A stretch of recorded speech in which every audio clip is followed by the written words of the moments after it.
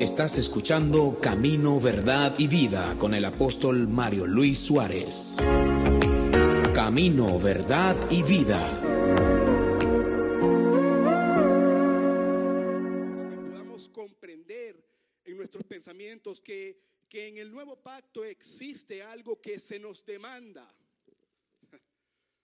Esta palabra de hecho se llama las demandas de la gracia. No me mire raro, no me mire raro porque usted me puede decir, pero ¿qué es lo que se demanda de la gracia? ¿Qué es lo que se nos puede demandar de la gracia? Se escucha controvertido decir que existen demandas en la gracia. Porque si estamos en un pacto que es eterno, que viene desde la eternidad, no como algo efímero, sino como alguien absoluto, quien es Cristo, ¿cuántos dicen amén? Tenemos la seguridad que el sacrificio que hizo en la cruz fue suficiente para satisfacer la demanda de justicia de Dios. Díganme conmigo. Se puede tener incluso un buen argumento donde se mantenga la idea de que no existe nada de nuestra parte para vivir una vida llena de gracia, porque de hecho se nos dio la gracia, por gracia se nos dio todo.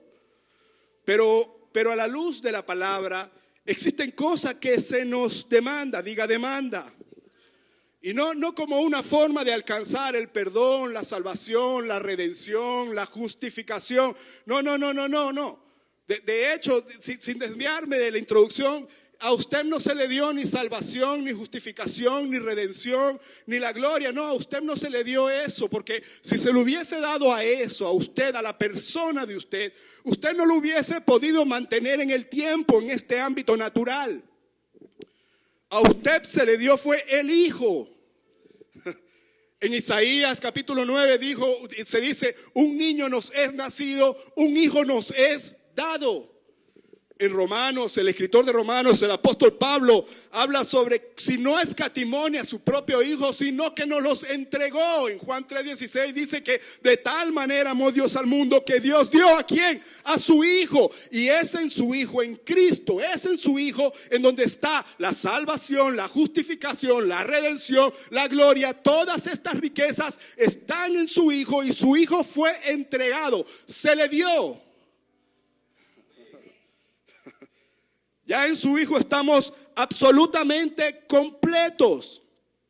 Es Cristo, Cristo es la salvación, Cristo es la justificación, Cristo es la gracia, Cristo es la redención, es Cristo y solo Cristo. Y estas riquezas que le pertenecen a Él y que a usted también se participa porque tiene el Hijo, estas riquezas no se separan jamás de su Hijo ni de usted.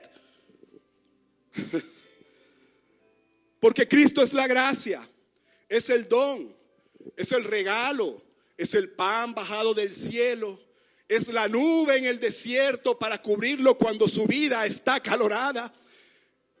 Es la columna de fuego que trae confort en las noches frías de tu vida. Es la piedra angular que le da firmeza a tu existencia. Es la roca que te sostiene.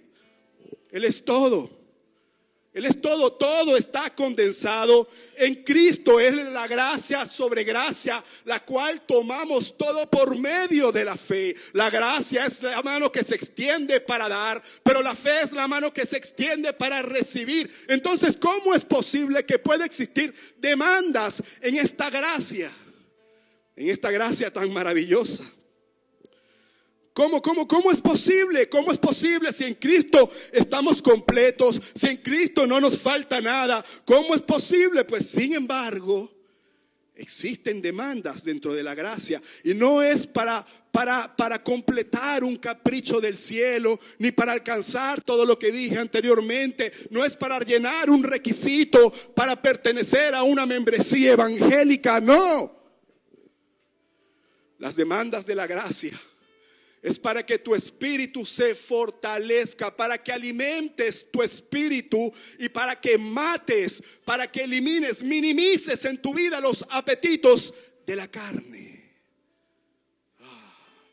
Diga la carne. ¿Sabe? Porque lo que tú alimentas, eso se fortalece. Si eso se fortalece, pues tiene poder. Si tiene poder, tiene dominio. Y si tiene dominio, eso es lo que te gobierna. aquello que tú fortaleces, aquello termina gobernándote. Y las demandas de la gracia es precisamente para que te gobierne en completo el Espíritu. Y para que no caigas en la trampa de tu propia carne. Escuche esto. Y yo sé que me va a ver raro. No me van a invitar más a predicar, ¿verdad? El Hijo de Dios. El Hijo de Dios tiene el Espíritu ¿de quién? El Espíritu Santo. ¿Sí o no? Amén.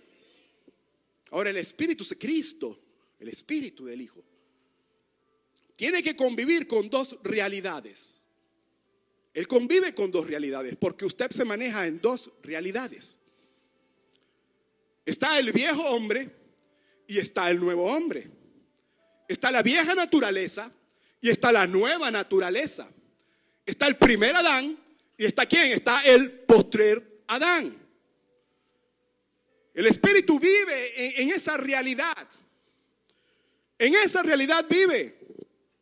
Escucha, el apóstol Pablo en Romanos capítulo 7 dice que mi carne no mora el bien, porque no hago lo que quiero, sino hago el mal que no quiero. Hay una realidad. Nosotros tenemos una naturaleza que es mala. Es la carne, lo que mora dentro de nosotros y que usted tiene que bregar todos los días para sujetarla. Ahora, este hombre viejo, esta vieja naturaleza, ella no se puede renovar. Ella no se puede transformar, ella no se puede arreglar. Es carne, la carne no se arregla, la carne no se mejora. La carne se tiene que crucificar. La carne se tiene que matar. Mi carne tiene que estar 24 horas al día, los 7 días a la semana en la cruz. La carne se tiene que crucificar. Ahora lo que se renova todo el día es el Espíritu. Es el Espíritu. Y el Espíritu no se tiene que arreglar porque el Espíritu es perfecto. El Espíritu es perfecto. Su Espíritu es perfecto con el Espíritu de Cristo. No hay nada que arreglar, está completo. Lo que tampoco hay que arreglar es la carne, sino hay que matarla. Hay que crucificarla, que permanentemente esté clavada en la cruz, muriendo todos los días lentamente. Porque cuando se baja de la cruz es un desastre. Es un desastre. Dice cosas que no tiene que decir, se va de sitios donde no se tiene que ir, entra a sitios donde no tiene que entrar, hace cosas que le traen un remordimiento, un arrepentimiento, un sentido de culpa. La carne es traicionera. La carne es un asunto traicionero. Ahora estas dos realidades se ven alimentadas. Y lo que tú alimentas, lo que lo fortaleces. Y si lo fortaleces, entonces tiene poder. Y si tiene poder, tiene dominio. Y eso podría llegar a gobernarte. Ahora, ¿cómo tú alimentas la carne? Pues dejando que tus emociones te traicionen, poniéndole razonamiento a cosas que no tienen que tener ningún tipo de razonamiento cuando se trata de Dios. Haciendo que tu voluntad no rendida salga a la luz. Esa es la carne trabajando. Cuando tú alimentas eso, entonces el espíritu se opaca, no se ve, se contrista. Pero cuando tú alimentas el espíritu, pues obviamente la carne va mermando, la carne se amarra, la carne se sujeta y lo que se puede ver es el espíritu, es Cristo. Y escúcheme bien, no me vaya a malinterpretar. Yo no estoy hablando de super espiritualoides, no. Yo estoy hablando que se revela el fruto del espíritu. Se revela el fruto del espíritu. Se revela alguien que tiene paz, que es benigno, que tiene templanza. Eso es lo que se revela de la persona. Si eso se revela de la persona, entonces ahí se evidencia que está crucificada su carne. Entonces también se puede ver lo que dice el escritor Hebreos en el capítulo 13, versículo 21. Él haciendo en nosotros lo que es agradable para Él por medio de Cristo. ¿Por qué? Porque es su espíritu quien está trabajando en usted. Ese espíritu. Ahora, las demandas de la gracia, precisamente se trata de eso. Precisamente se trata de nuestra parte, de lo que nosotros tenemos que hacer en base a lo que Cristo ya hizo por nosotros. ¿Me sigue? Eso es lo que nosotros tenemos que hacer en esta maravillosa gracia en base a lo que Cristo ya hizo por nosotros. Y lo primero que podemos encontrar, acompáñame a la palabra. Lo primero que podemos encontrar está en la segunda carta a Timoteo. El capítulo 2, versículo 1. Mire esto, qué interesante. Cuando lo tenga, dígame. Quisiera que me ayudaran en medios a ver si se puede proyectar. Mira lo que dice el apóstol Pablo a Timoteo. Tú pues, hijo mío, escuche, esfuérzate en la gracia que es en Cristo Jesús. Esfuérzate en la gracia que es en Cristo Jesús. Pero ¿cómo yo me voy a esforzar en la gracia? Si ya ¿cómo se come eso? Podemos decir así como María, ¿y cómo es esto? ¿Y cómo será esto? Pues ciertamente, esfuérzate en la gracia. Suena algo contradictorio. ¿Por qué me tengo que esforzar en la gracia si ya todo fue dado por Cristo, para Cristo y en Cristo? Pues el contexto de esta frase se remonta a la dinámica congregacional que estaba viviendo Timoteo en la iglesia de Éfeso. Timoteo tenía ciertos problemas en la congregación. Cuando Pablo escribe esto, Pablo estaba en el atardecer de su vida, por decirlo de alguna manera. Pablo estaba a punto de ser asesinado por los romanos en una prisión, estaba a punto de ser ejecutado. Pero sabe, la carga que tenía Pablo en el corazón no era precisamente hacia el final violento que iba a tener su vida. La carga que tenía Pablo en el corazón eran los problemas de disensión, contiendas, celos, chismes, murmuraciones. Todos estos problemas que son pecados de la carne, pecados del alma, que Timoteo, si no recurre a esta carta, pues se le sale de control.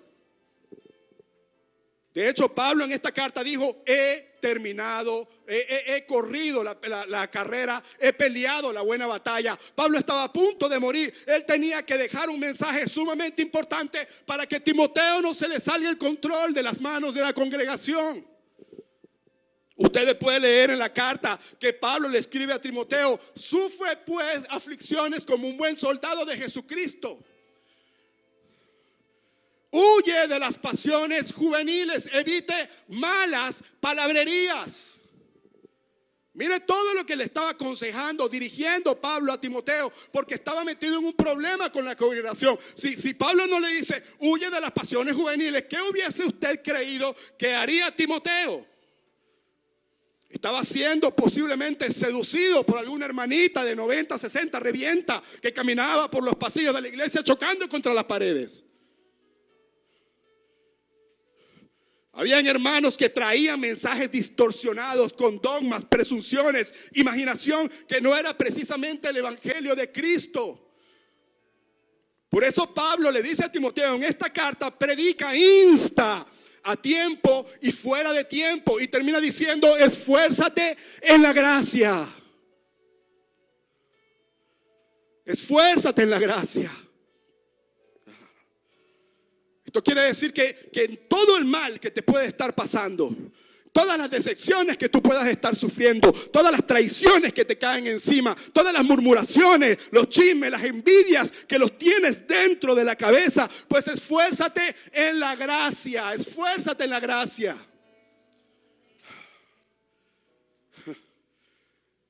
Mire, la palabra esfuerzo es una palabra interesante. En griego es la palabra endunamo.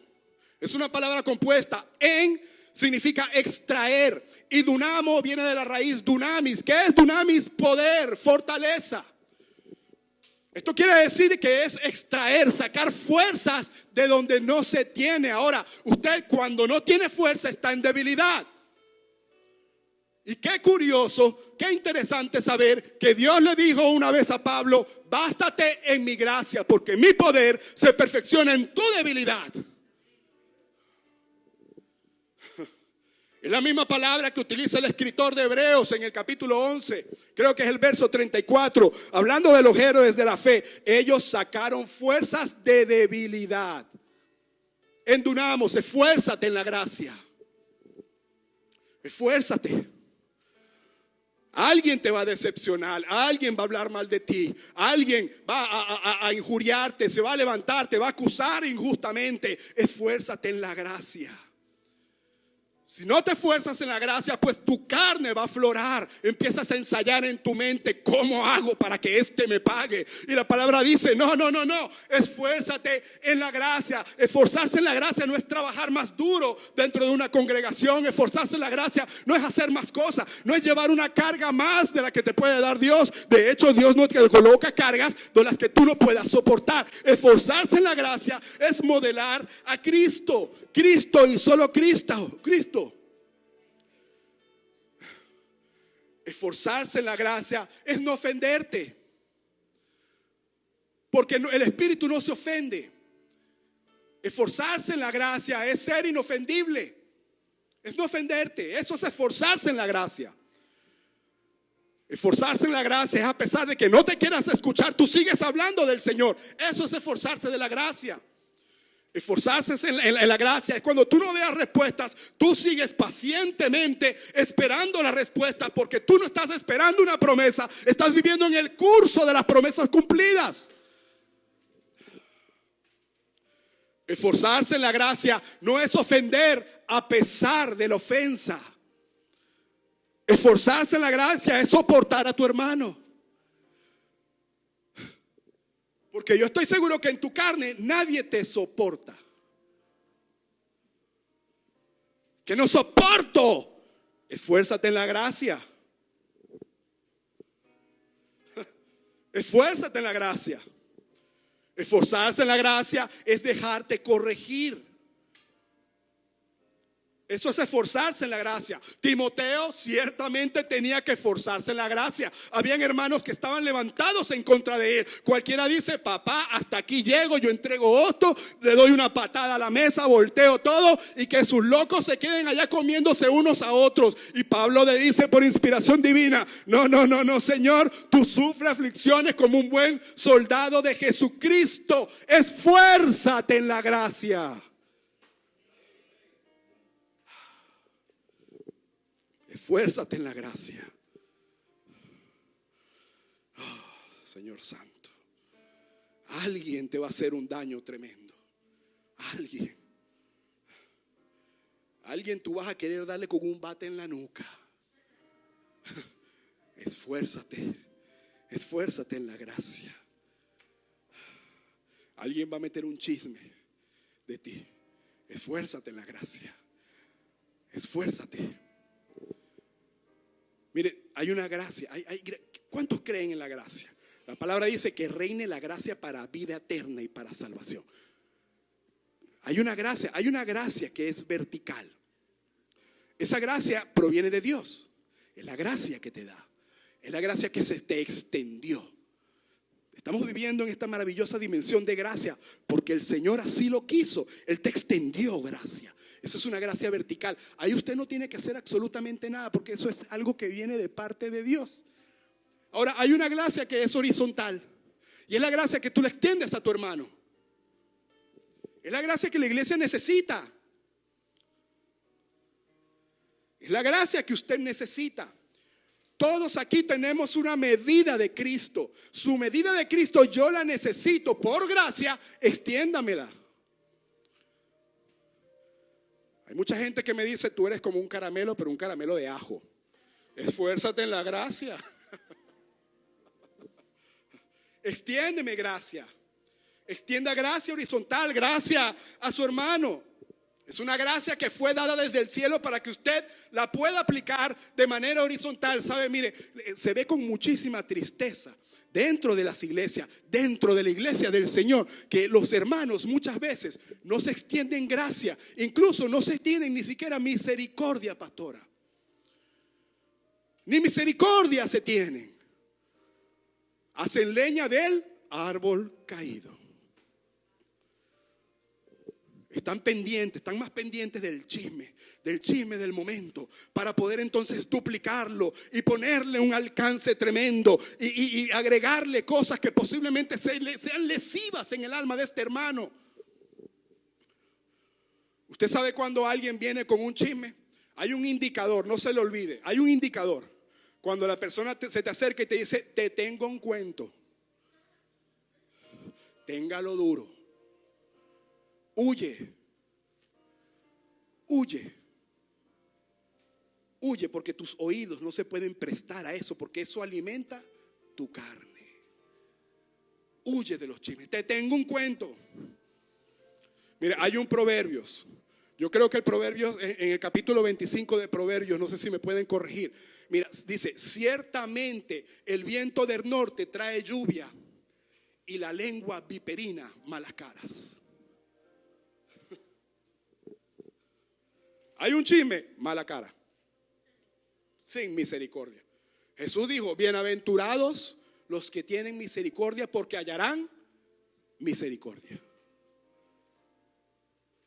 O sea, tristemente podemos ver que los hermanos no se extienden gracia, no todos, pero eso es una práctica malvada, una práctica de carne. Y no se tiene. ¿Usted sabe cuál es la diferencia entre la misericordia y la gracia? Mire, hay una diferencia. Permiso.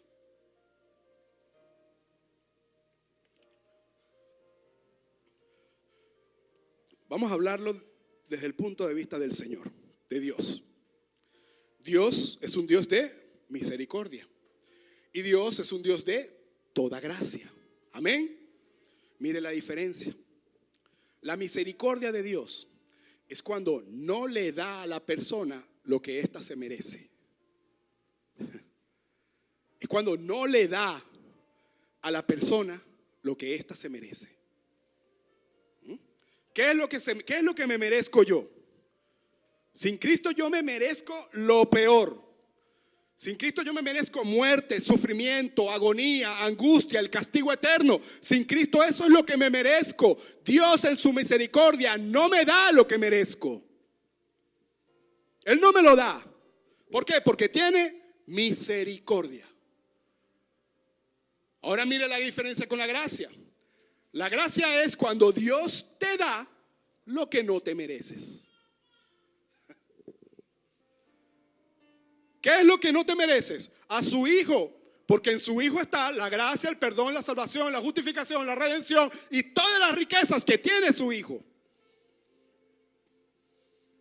Ahora, no le dé a su hermano lo que su hermano merece. No le dé a la persona lo que la persona merece. Dele a la persona lo que no se merece. Y eso es esforzarse en la gracia. Amén. Denle un aplauso al Señor.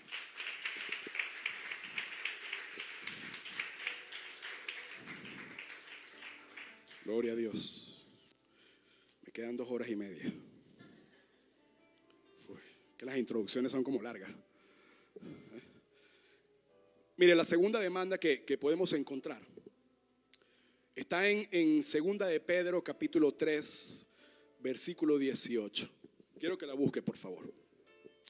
Segunda de Pedro capítulo 3 versículo 18. Pedro le escribe a la iglesia: antes bien, creced en la gracia y el conocimiento de nuestro Señor Jesucristo. Lo voy a volver a repetir.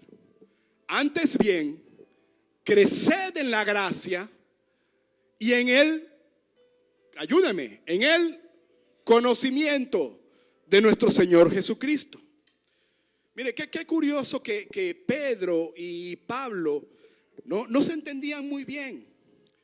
Ellos tenían personalidades diferentes, habían contrastes en sus personalidades, en sus experiencias. Había un contexto muy diferente en donde ellos desarrollaron su ministerio, pero ellos siempre coincidieron con una idea, con una advertencia que constantemente se la compartían a la iglesia. Tengan cuidado porque vienen falsos maestros. Tengan cuidado porque viene gente con pensamientos que pueden distorsionar el mensaje de Cristo. Tengan cuidado con estas personas que se van a meter entre ustedes con herejías, con dogmas, con presunciones de hombre. Tengan cuidado. Y mire bien esto, en la actualidad existe esa misma advertencia de parte de los hombres de Dios para la iglesia. ¿Por qué? Porque los hombres de Dios ven que posiblemente vengan personas con ideas, con sabiduría, como lo dice Santiago, con sabiduría que son terrenales, que son diabólicas, que es una sabiduría animal.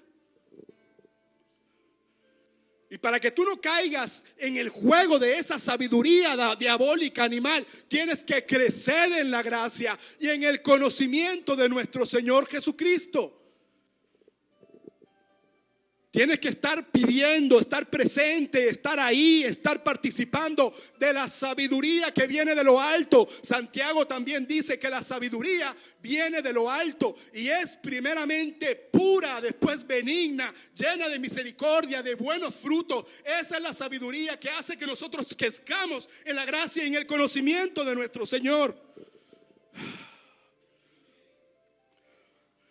El apóstol Pedro habla de estas personas y le dice que son nubes empujadas por las tormentas, fuentes sin agua que están condenados a la más densa oscuridad. Pedro dice en la misma carta que ellos ofrecen libertad, pero son esclavos de su propia corrupción. Y termina diciendo, por eso, antes bien, creced en la gracia y en el conocimiento de Cristo. Y solo Cristo. Ahora, el crecimiento en la gracia es un proceso constante en la vida del Hijo de Dios. Es un desarrollo constante, no para. El reino de Dios no es algo que no tiene dinámica. El reino de Dios es algo sumamente dinámico que siempre apela al crecimiento, siempre apela al conocimiento. Toda vida tiene movimiento. Vamos a verlo desde un punto de vista natural. Toda vida tiene movimiento. Todo lo que tiene vida se mueve. Todo lo que tiene vida crece, se desarrolla, se multiplica. Y ese mismo principio, pues obviamente viene de lo espiritual. ¿Por qué? Porque todo lo que se ve fue hecho de lo que no. El Hijo de Dios tiene un crecimiento constante, tiene un movimiento constante. Nosotros tenemos una vida en desarrollo, por eso tenemos que experimentar diariamente el maravilloso crecimiento en la gracia del Señor. Usted se mueve, es alguien que se mueve. En Hebreos capítulo 10, versículo 39 es un versículo bastante interesante, muy poderoso, porque dice que nosotros no somos de los que retrocedemos para perdición, sino de los que tenemos fe para preservación del alma.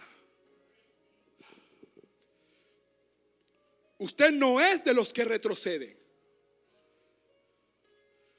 Qué curioso es este versículo, porque habla sobre la preservación y la perdición. Si se retrocede es para perdición. Usted no está diseñado para estar perdido. ¿Por qué? Porque no hay ninguna condenación en los que están en Cristo Jesús. ¿Quién está en Cristo Jesús? Entonces, como usted está guardado, no está perdido, no es para perdición, pues usted tiene que preservar. ¿Por qué? Porque tiene fe. Mire qué interesante esto. Puedo bajar medios. Puedo bajar. Mire qué interesante. Está el versículo. No somos de los que retroceden para perdición, sino de los que tienen fe para preservación del alma. ¿Sabe? La palabra preservación en el lenguaje original es algo que se devuelve a su lugar de seguridad. Algo que se mantiene seguro. Entonces nosotros tenemos fe para que se preserve el alma. Cuando hay una pizca de incredulidad, hay una pizca de duda, un acto prodigioso del cielo te impulsa disputa te hace crecer la fe del autor y consumador que es Cristo. Y cuando ese sucede, usted se puede alejar un poquito del lugar seguro, pero vuelve otra vez al lugar de seguridad. Y el lugar que te da seguridad es el Espíritu. Es el Espíritu. Y cuando tú estás en el Espíritu, ahí hay movimiento, hay movimiento. ¿Por qué? Porque el viento se escucha su silbido, pero nadie lo ve y tampoco nadie sabe de dónde viene y hacia dónde va. Entonces es un constante movimiento en los hijos de Dios, pero también hay un constante crecimiento. Cuando cae la semilla a tierra y la semilla muere, las semillas salen sus raíces, las raíces se mueven para buscar los mejores nutrientes, y a medida que se va moviendo en las profundidades, pues va creciendo el tallo, va saliendo la parte frondosa del árbol, y llega un momento que este árbol tiene que dar frutos, y cuando da frutos da sombra, caen los frutos, pero vuelven a salir nuevos frutos. Siempre está en movimiento, desarrollo, crecimiento. Por eso nuestro Señor Jesucristo dijo: por los frutos los conoceréis. Por los frutos lo conoceréis. Porque el fruto es el mejor indicador para saber el crecimiento que tienes. Creced en la gracia y en el conocimiento. ¿Sabe que el conocimiento? El conocimiento es básicamente, y perdone lo áspero de la palabra, el conocimiento es básicamente no permanecer como un ignorante en tu realidad en Cristo. Es no ser un ignorante en tu realidad en Cristo.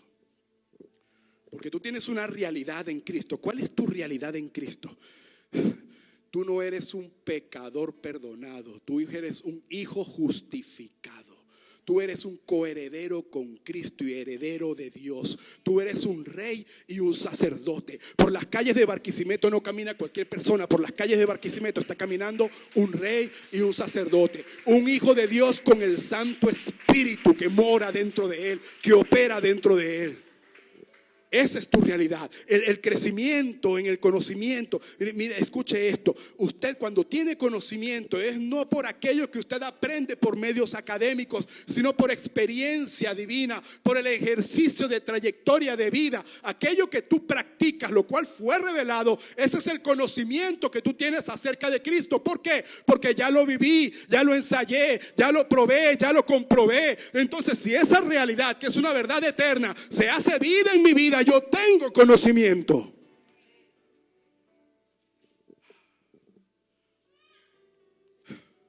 Es un ejercicio práctico. El conocimiento es un ejercicio de práctico. Ahora, ¿qué usted tiene que hacer en su vida como ejercicio práctico? Pues, papá, manifestar el fruto del Espíritu. ¿Para qué? Para que tu carne no manifieste sus perversas obras.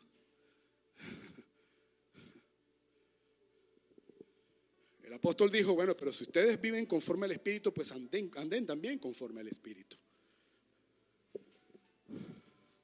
Crecer en la gracia de nuestro Señor Jesucristo y en el conocimiento.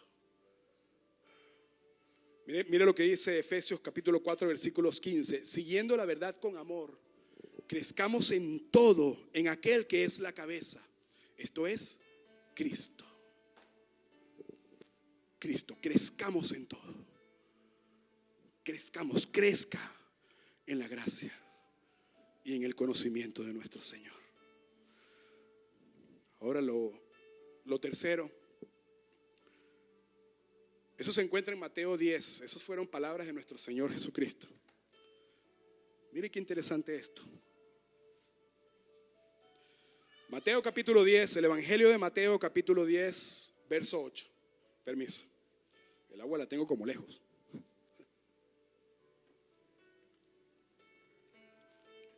¿Lo tiene?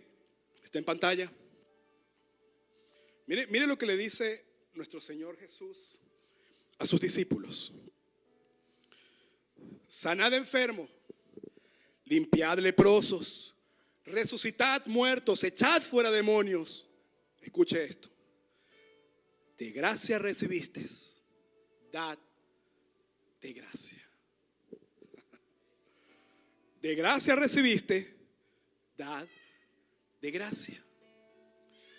¿Sabe? Lo fascinante de los evangelios es que los evangelios se transmiten en un pacto que no es el pacto de la gracia. Jesús vino a cumplir la ley. Cuando vino a la tierra vino a cumplir la ley. Nacido de mujer y nacido bajo la ley, dice la palabra. O sea, toda la historia que está registrada en los evangelios fue escrito en un pacto de ley. Y cuando el Señor vino a la tierra en esa dimensión de pacto de ley, pues vino operando en la gracia. Él vino operando en la gracia en un pacto que estaba a punto de caducar. Cristo enseñó la gracia. Ahora Cristo le instó, Cristo les dijo a sus discípulos, pues de gracia recibiste, pues dad de gracia. Escuchen, los discípulos tenían autoridad para hacer todas estas cosas. Jesucristo le dio autoridad por gracia. Ahí no hubo ninguno que le faltara autoridad para hacer todas estas cosas. Hasta Judas estaba ahí metido. Ahora, ¿Jesús sabía quién era Judas? Jesús sabía quién era Judas. Lo sabía muy bien. Sabía sobre el beso, sabía sobre las 30 monedas, sabía sobre que se iba a ahorcar, sabía todas estas cosas y le dio la autoridad por gracia. Ahora, ¿qué es lo que nosotros tenemos que dar? ¿Qué es lo que usted tiene que dar? ¿Qué recibí yo por gracia? ¿Qué tengo que dar por gracia? ¿Qué es una demanda de la gracia? Si recibiste por gracia, pues da de gracia, da de gracia.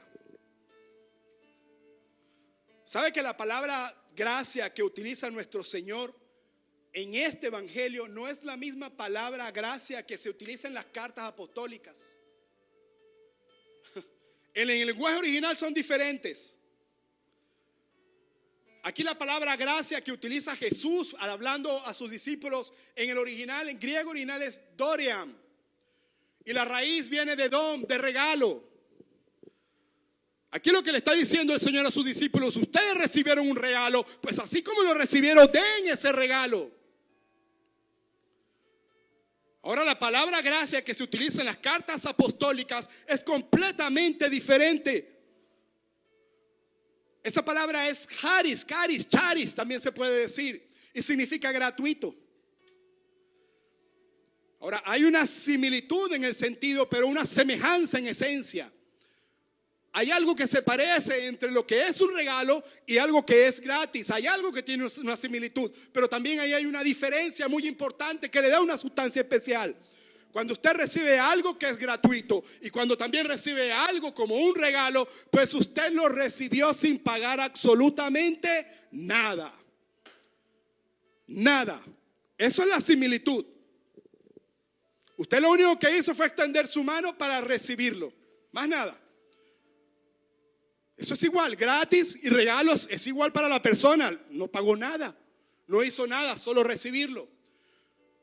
Pero la diferencia entre un regalo y lo que es gratis, pues lo gratis no tiene ninguna intencionalidad del corazón de aquel quien lo da. El regalo sí, el regalo hay una intencionalidad del corazón, de la buena, agradable y perfecta voluntad de quien entregó ese regalo.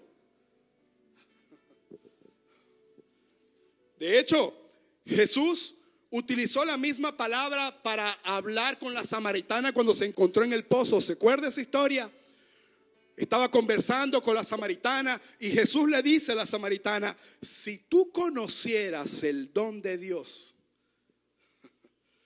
si tú conocieras el regalo, quien te está pidiendo dame de beber, tú le pedirías a él y él te daría agua viva.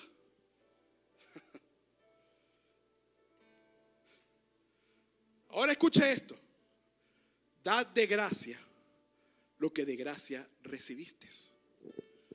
Que todo lo que tú des sea con la intencionalidad genuina del corazón para poder darlo. Que todo lo que tú des sea considerado algo para ti precioso, valioso, porque fue un regalo que recibiste. Y así mismo, con esa intencionalidad, pues tú lo das. Tú lo das. Hay alguien que escribió alguna vez en una carta: y todo lo que hagáis, hacedlo de corazón, como para Dios y no para los hombres, porque de Dios viene la recompensa de la herencia. Por eso es que cuando usted predique, cuando usted hable de Cristo, hágalo desde el corazón, desde la intencionalidad del corazón. Que sea un apasionado al predicarle a esta persona. Y no estoy hablando de emociones, que sea un apasionado desde adentro. Que lo que hables sea tan evidente y profundo en tu convicción, que no queda más remedio que la otra persona decir: mire, algo está pasando en mí. Yo estoy recibiendo algo maravilloso. Porque es un regalo. Porque es un regalo. Si tú vas a hacer algo en la congregación, que sea con la intencionalidad del corazón, que testifique el fluir voluntario por amor. No para que te mire la gente, no para que te miren las autoridades, porque es que al fin y al cabo lo que tú haces es irrelevante en comparación a lo que Cristo hizo. Es irrelevante. Lo que es verdaderamente relevante es la intencionalidad, que Dios vea que en tu corazón arde por dar lo que tú recibiste, porque lo que tú recibiste al Señor le ardió en su corazón para que tú lo dieras.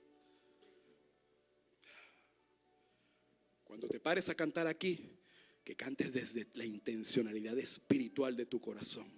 Cuando manejes una cámara ya, que sea completamente para el Señor, para más nadie, para el Señor.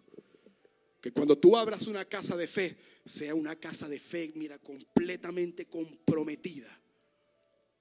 ¿Por qué? Porque hay alguien ahí que está dando un regalo. Alguien ahí que está valorando el don, el pan bajado del cielo, la roca que te sostiene, la piedra angular que le da estructura a tu vida, la nube que te cubre de la inclemencia y sol de la vida, la columna de fuego que te arropa en las noches frías. Cristo, Cristo, Cristo y solo Cristo es el regalo. Es el regalo. ¿Cómo no esforzarse en la gracia? ¿Cómo no crecer en la gracia y en el conocimiento de nuestro Señor? ¿Cómo no dar lo que nosotros recibimos por gracia? ¿Cómo quedar paralizado en un reino tan grande y tan maravilloso? ¿Cómo no manifestar en nosotros el carácter del Rey? Hay demandas en la gracia. Y Dios, complacido, tiene fe en que tú cubras esas demandas. Amén. Dele un aplauso al Señor y póngase sobre sus pies. Gloria a Dios. Gloria al Señor.